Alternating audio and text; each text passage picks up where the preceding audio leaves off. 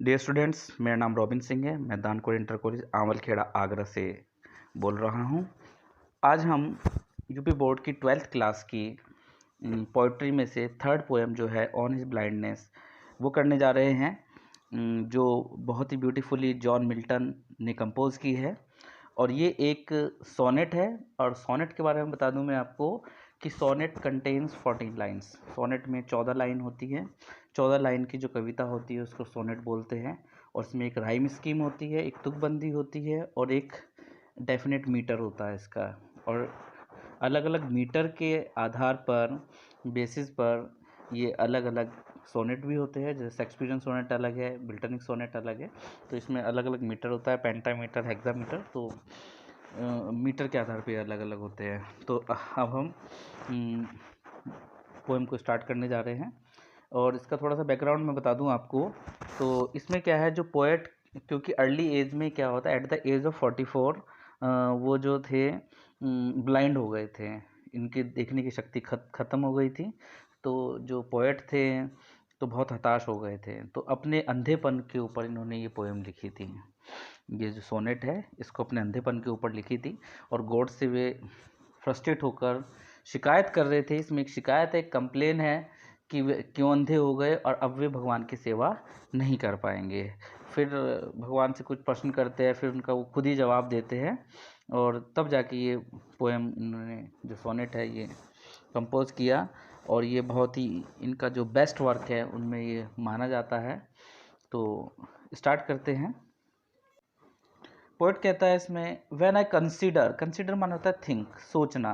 When I consider how my light is spent, light का मतलब आंखों की रोशनी, प्रकाश, इज स्पेंट, स्पेंड माने खर्च करना होता है, स्पेंट माने खर्च हो गई। यानी कि किस तरह से जब मैं सोचता हूँ कि मेरी आंखों की रोशनी चली गई, स्पेंट का मतलब चली गई।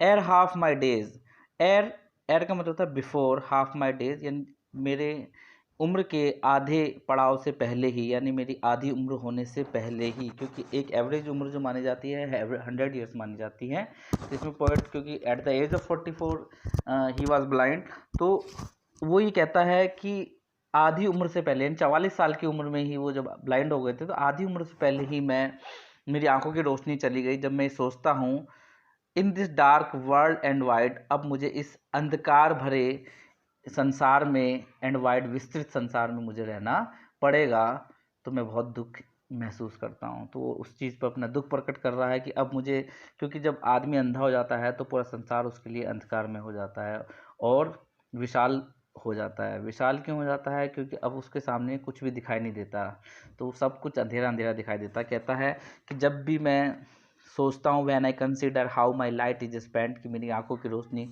किस प्रकार चली गई, एर हाफ माई डेज यानी मेरी आधी उम्र से पहले ही, in this dark world and wide, अब मुझे इस अंधकार भरे संसार में, इस विशाल संसार में मुझे रहना पड़ेगा।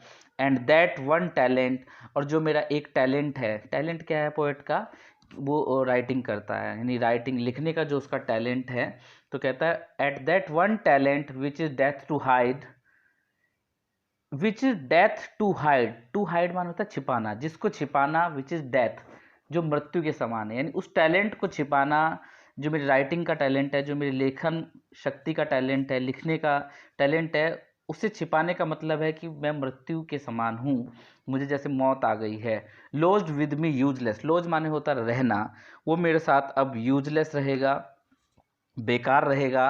अब वो टैलेंट मेरे लिए बिल्कुल बेकार हो गया, क्योंकि अब मैं लिख नहीं पाऊंगा। दो माई सोल मोर बेंट, हालांकि जो मेरी सोल है, जो मेरी आत्मा है, मोर बेंट और अधिक बेंट है, इच्छुक है, विनम्र प्रकार से झुकी हुई है, to serve with there with my maker, कि मैं अपने मेकर, अपने गॉड की सेवा करूं।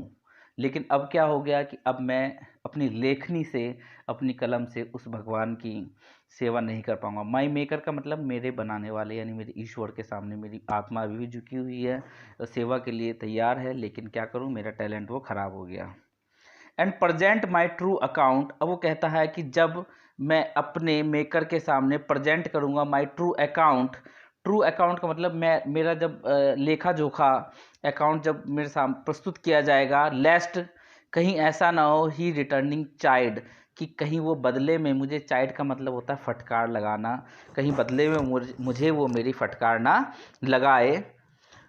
God doth exact day labour light denied, क्या भगवान, डॉथ का मतलब है डज, डज को ओल्ड में डॉथ बोलते थे, doth God exact day labour, exact का मतलब बिल्कुल वैसी की वैसी ही, डे लेबर का मतलब होता है दिन का परिश्रम, लाइट डिनाइड, क्या वो भगवान से प्रश्न कर रहा है, पोएट कह रहा है क्या भगवान उससे दिन के कार्य करवाना चाहता है, उन्हीं व्यक्तियों के समान जो दिन में कार्य करते हैं, एग्जैक्ट उन्हीं श्रमिकों के समान कार्य कराना चाहता है, लाइट डिनाइट उसकी आंखों की रोशनी लेकर, उसकी रोशनी छीनकर, क्या भगवान उससे एग्जैक्ट डे लेबर दिन का कार्य करवाना चाहता है, क्या उसे दिन भर परिश्रम करवाना चाहता है। आई फॉन्डली आस्क, फॉन्डली का मतलब होता है मूर्खतापूर्ण, फुलिशली, मैंने भगवान से मूर्खतापूर्ण पूछा कि भगवान तुमने मेरी आंखों की रोशनी छीन ली, डज क्या तुम मुझसे डे लेबर दिन की मजदूरी करवाना चाहते हो, दिन भर मुझसे काम करवाना चाहते हो, वो भी तब जब मेरी आंखों की रोशनी तुमने मुझसे ले ली है। बट पेशेंस, लेकिन जो मेरे अंदर का पेशेंस है, जो मेरा सब्र है, टू प्रिवेंट, मुझे रोक दिया, प्रिवेंट का मतलब होता है स्टॉप, मेरे अंदर के सब्र ने, मेरे अंदर के जो धैर्य ने मुझे जवाब दिया और मुझे रोका, दैट मरमर, उस मरमर को, मरमर माने होता है बड़बड़ाना, जो मैं बुदबुदा रहा था, जो मैं बड़बड़ा रहा था, उस मरमर को रोका, सून रिप्लाइज, और मुझे जवाब दिया, God doth not need either man's work और हिज ऑन गिफ्ट्स, कहता है भगवान को does not need either man's work, ना तो मनुष्य के कार्यों की आवश्यकता है, और हिज ऑन गिफ्ट्स, और ना ही उसे अपने उपहारों की आवश्यकता है जो भगवान ने उसे दिए हैं, कि वो भगवान अपने उपहार उससे मांगे, यानी जो उपहार उसने दिए हैं वही मनुष्य से वापस ले, ये भी भगवान को आवश्यकता नहीं है। Who best bear his mild yoke, जो व्यक्ति उसकी माइल्ड योक, यानी जो बियर करते हैं, बर्दाश्त करते हैं, माइल्ड माने विनम्रता पूर्वक, योग का मतलब होता है, जैसे आपने देखा होगा बैल देखे होंगे, बैल के ऊपर जब हल जोता जाता है तो बैलों के ऊपर हल जोतने के लिए उनके कंधों पर जो हल का वो होता है सपोर्ट करने का उसे जुगात बोलते हैं। हाँ, तो जिस प्रकार विनम्रता पूर्वक जो बैल होते हैं उनके ऊपर जुगात रखा जाता है कंधों पर, फिर भी वो बड़ी विनम्रता से दिन भर काम करते रहते हैं, यानी इतना बर्डन होने के बावजूद भी, जब इतना बोझा होता है लेकिन उसके बाद भी वो क्या करते हैं, उसको बर्दाश्त करते हैं और अपनी मेहनत में लगे रहते हैं। दे सर्व हिम बेस्ट, वे भगवान की सच्ची सेवा करते हैं। अर्थात जिस प्रकार बैलों के ऊपर जुगात रखा जाता है और इतना वजन होने के बाद भी वो दिन भर काम करते हैं बड़ी विनम्रता पूर्वक, उसी प्रकार जो व्यक्ति भगवान के दिए हुए कष्टों को बियर करता है, बर्दाश्त करता है माइल्डली, बड़ी विनम्रता पूर्वक, दे सर्व हिम बेस्ट, वे उसकी सच्ची सेवा करते हैं। हिज स्टेट इज किंगली, तो भगवान की अवस्था के बारे में बताता है कि भगवान की स्थिति कैसी है। हिज स्टेट, जो उसकी स्थिति है, उसकी अवस्था है, इज किंगली, राजाओं के समान है।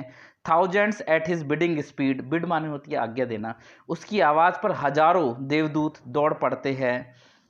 And post over land and oceans without rest, post over यानी ऊपर से, लैंड एंड ओशियन यानी इस भूमि से, इस समुद्र के ऊपर से दौड़ लगानी शुरू कर देते हैं, विदाउट रेस्ट, बिना किसी रेस्ट के, बिना किसी आराम के। They also serve who only stand and wait, उनकी आज्ञा पे, भगवान की आज्ञा पे हजारों जो देवदूत है, हजारों चीज़ें हैं, वो धरती और समुद्र के ऊपर से दौड़ लगाना शुरू कर देते हैं, उनको लांघना शुरू कर देते हैं, बिना किसी रेस्ट के दौड़ पड़ते हैं इनके ऊपर से।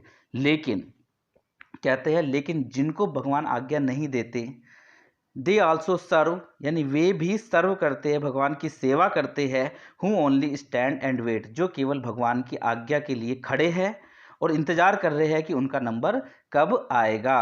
तो कहने का मतलब ये है, जो पोएट कहते हैं कि हु ऑल्सो सर्व, वे भी बहुत अच्छी सेवा करते हैं भगवान की, जो विनम्रता पूर्वक आज्ञा के लिए खड़े रहते हैं और इंतजार करते हैं कि भगवान उन्हें कब आज्ञा देगा। और दूसरी बात ये कहते हैं इसमें पोएट पूरी पोएम में, कि जो भगवान के दिए हुए कष्टों को बर्दाश्त करता है, प्रेम पूर्वक, धैर्य पूर्वक बर्दाश्त करता है, वो भी भगवान की सच्ची सेवा करते हैं। तो यहाँ पर ये पोएम ख़त्म हो गई है। आई होप कि आपको बहुत अच्छे से समझ आई होगी, आप इसको बार बार पढ़िएगा, और बहुत ही अच्छी पोएम है और एग्ज़ाम के पॉइंट ऑफ व्यू से भी बहुत इम्पोर्टेंट है। मैं रोबिन सिंह आपसे इजाज़त लेता हूँ, मिलते हैं नेक्स्ट वीडियो में। Thank you. That's all.